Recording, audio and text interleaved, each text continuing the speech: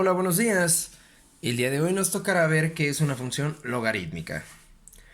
La clase pasada nos tocó ver qué es una función exponencial y ya vimos cómo se comporta y cuál es la forma de y resolver una ecuación exponencial. Ya habíamos visto que teníamos que igualar las bases para poder eliminarlas y resolverla tal cual como si fuera una ecuación de primer grado. Pero va a haber ocasiones en las cuales estas no se puedan resolver tan sencillamente. ¿Por qué? Porque no vamos a poder igualar las bases. Ahorita vamos a ver algunos ejemplos, pero quiero que tengan en cuenta algunas definiciones, principalmente qué es un logaritmo. ¿Ok?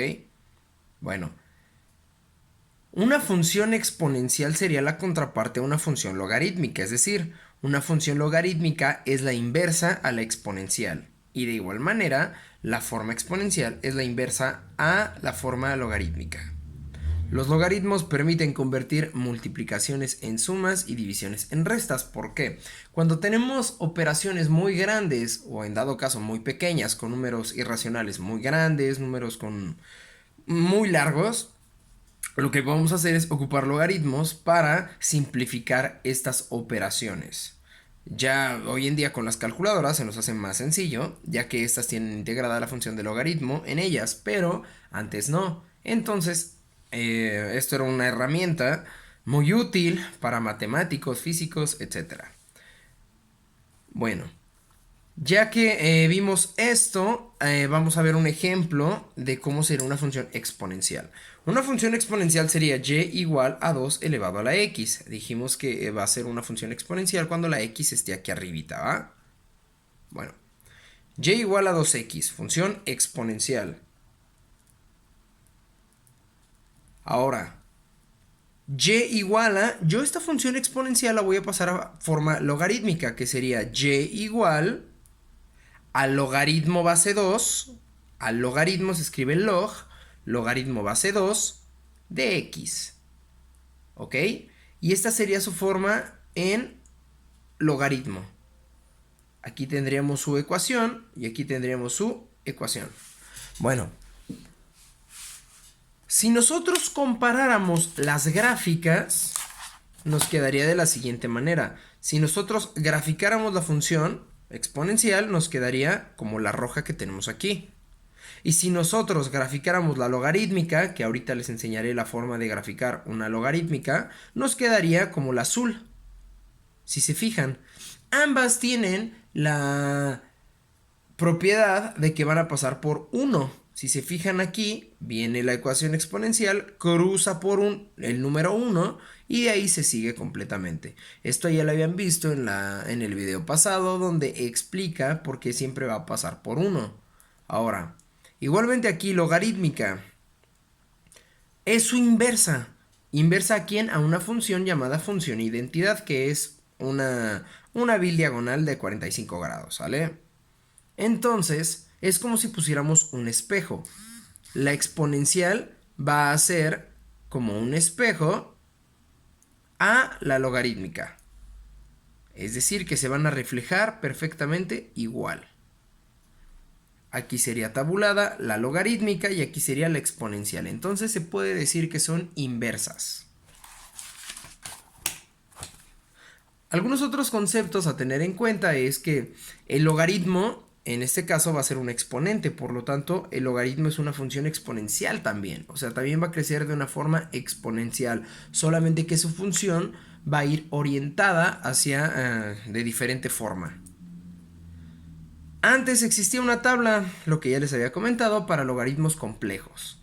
¿Por qué? Cuando habíamos visto en la clase pasada lo que son ecuaciones exponenciales, pues nos quedaba algo así, 10 elevado a la x es igual a cierto número, en este caso a 32. Como pueden ver, no sería un número entero, ya que 10 elevado a la 1 nos da 10 y 10 elevado a la 2 nos da 100. Entonces, el número que nosotros estamos buscando tendría que ser entre 1 y 2. En este caso sería 1.505149, etcétera. ¿Ok? Para este tipo de situaciones, cuando el exponente que buscamos no es entero y es un número incluso irracional o vamos a suponer que es una fracción, es donde nosotros vamos a ocupar los logaritmos.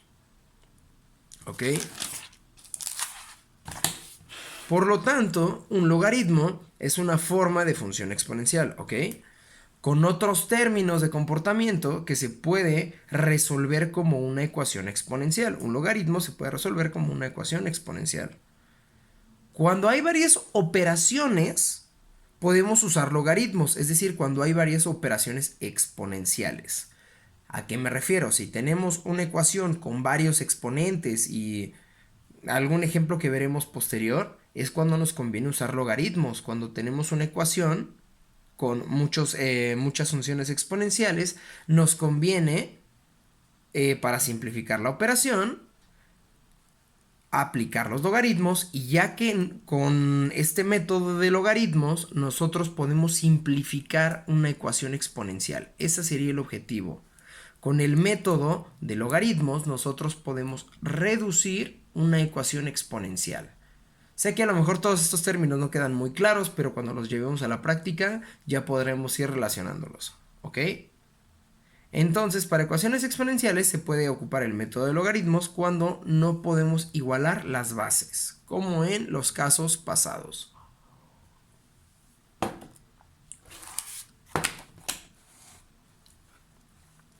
Aquí hay un ejemplo en el cual no podemos igualar las bases para una ecuación exponencial. Si tenemos 2 elevado a la 3x menos 5 es igual a 3 elevado a la x más 3.